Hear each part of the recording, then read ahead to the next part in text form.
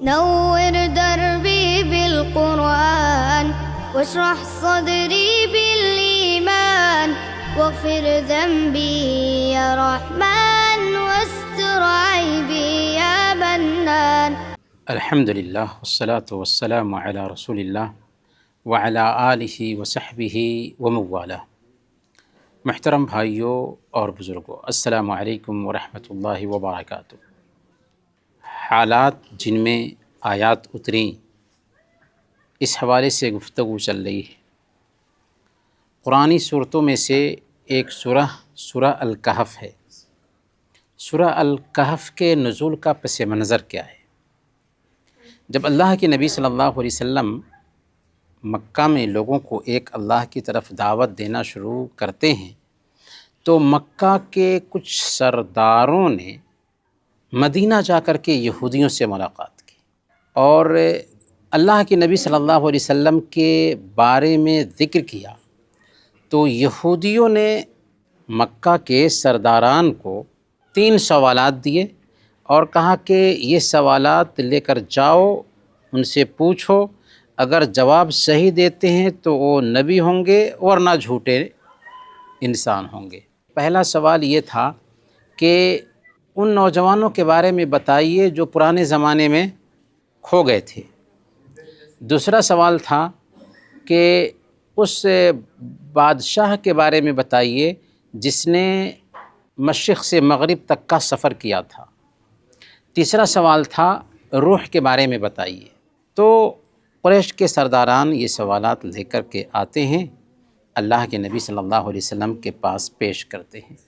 اللہ کے نبی صلی اللہ علیہ وسلم چونکہ اپنی طرف سے کوئی بات نہیں کرتے تھے، وما ينطق عن الهوى ان هو الا وحی یوحی، آپ جو کچھ بھی بولتے تھے وحی کی بنیاد پر بولتے تھے. آپ نے کہا کل جواب دوں گا، لیکن انشاءاللہ کہنا بھول گئے.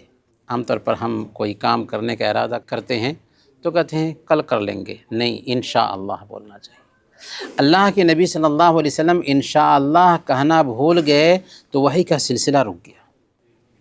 مدعو کو وقت دیا ہے، کل بتاؤں گا، اللہ تعالیٰ وحی کا سلسلہ روک دیتا ہے تنبیہ کے لیے. دیکھیے انشاءاللہ کہنے کی کیا اہمیت ہے ہماری زندگی میں.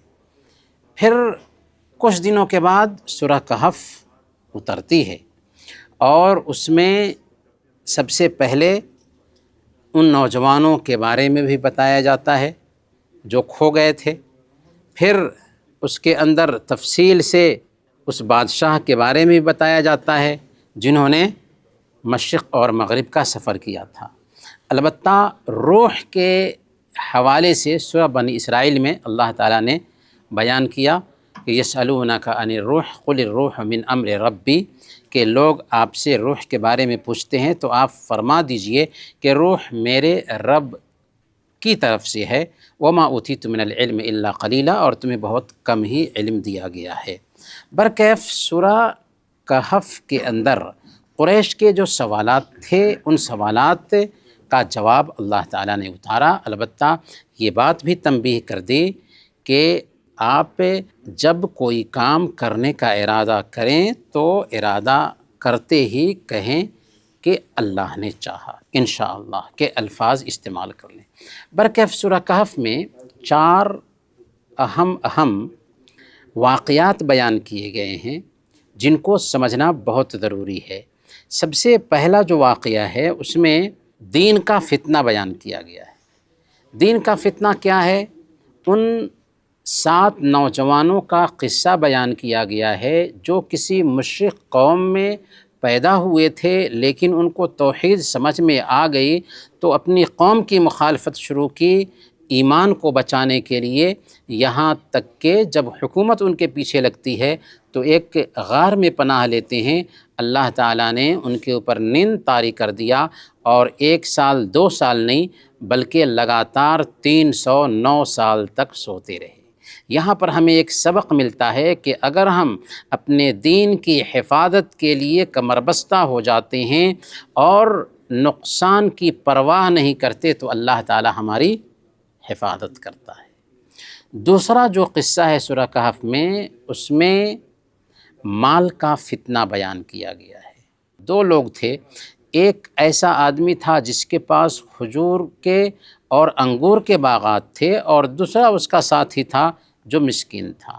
یہ جو انگور اور کھجور کے باغات کا مالک تھا وہ گھمنڈی تھا، تکبر کرتا تھا۔ وہ بولتا تھا کہ یہ سب کچھ ہماری محنت کی بدولت ملا ہے اور ہم سے اللہ راضی ہے، یہاں بھی ملے گا، مرنے کے بعد بھی ملے گا، اور فخر اور گھمنڈ جتاتا تھا اپنے ساتھی پہ۔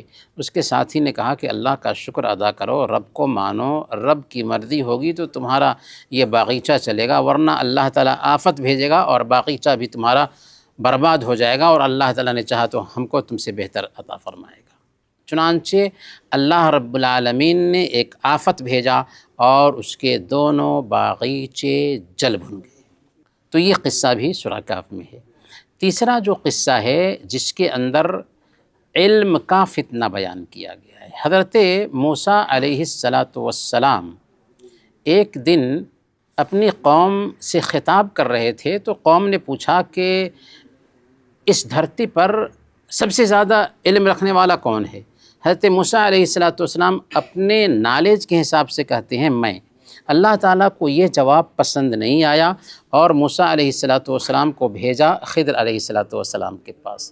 حضرت خضر علیہ السلام سے علم حاصل کیا موسیٰ علیہ السلام نے، جو ایسا علم تھا کہ ظاہر میں لگ رہا تھا کہ غلط ہے، لیکن اس کے اندر حکمت پائی جاتی تھی۔ چنانچہ بچے کو قتل کرنے کا معاملہ ہو، یا کشتی میں عیب نکالنے کا معاملہ ہو، یا گرتے ہوئے گھر کو ٹھیک کرنے کا معاملہ ہو، ظاہر میں لگ رہا تھا کہ غلط ہے، لیکن اس کے پیچھے حکمت پائی جاتی تھی۔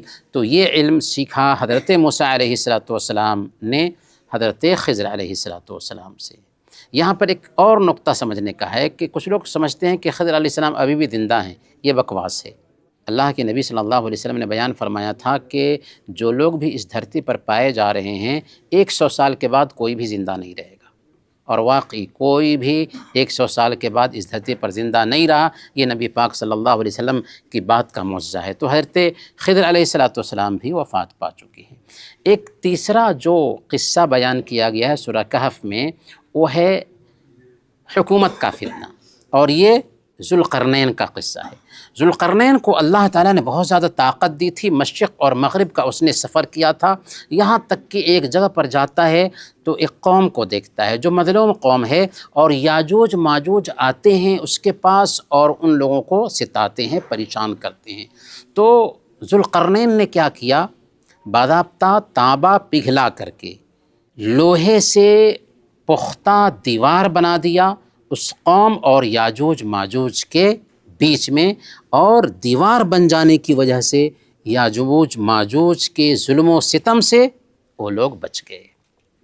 تو بہرکیف سورہ کہف کو اللہ تعالیٰ نے اتارا تھا مکہ کے کچھ سرداروں کے 3 سوالات کی بنیاد پر، جو سوالات یہودیوں سے انہوں نے حاصل کیے تھے، اور الحمدللہ اللہ کے نبی صلی اللہ علیہ وسلم نے جواب دے دیا، لیکن توفیق نہیں ملی ان کو اسلام قبول کرنے کی۔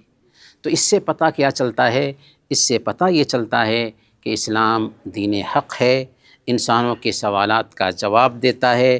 انسانوں کے ذہن میں جو بھی سوالات پیدا ہوتے ہیں ان سارے سوالات کا اسلام کے پاس حل ہے، جواب ہے، بلکہ نئے زمانے میں پیدا ہونے والے جو سوالات ہیں ان کا بھی جواب اسلام دیتا ہے، کیونکہ اللہ نے فرمایا ما فرطنا فی الکتاب من شیء، کہ اس کتاب میں کسی بھی چیز کو ہم نے نہیں چھوڑا ہے۔ یہ دین ہے جو زندگی کے ہر مرحلے میں ہماری رہنمائی کرتا ہے۔ تو ہمیں چاہیے کہ اس دین کو سیکھیں، اس پر عمل کریں، اور اپنے سماج میں اس کو لاگو کریں، اپنے گھر میں سب سے پہلے اس کو نافذ کریں۔ اللہ تعالیٰ سے دعا ہے کہ اللہ تعالیٰ ہم سب کو اس دین کو سیکھنے، اس پر عمل کرنے اور اپنے گھر میں اسے لاگو کرنے کی توفیق عطا فرمائیں۔ آمین و صلی اللہ علی نبینا محمد وعلی آلہ وصحبہ۔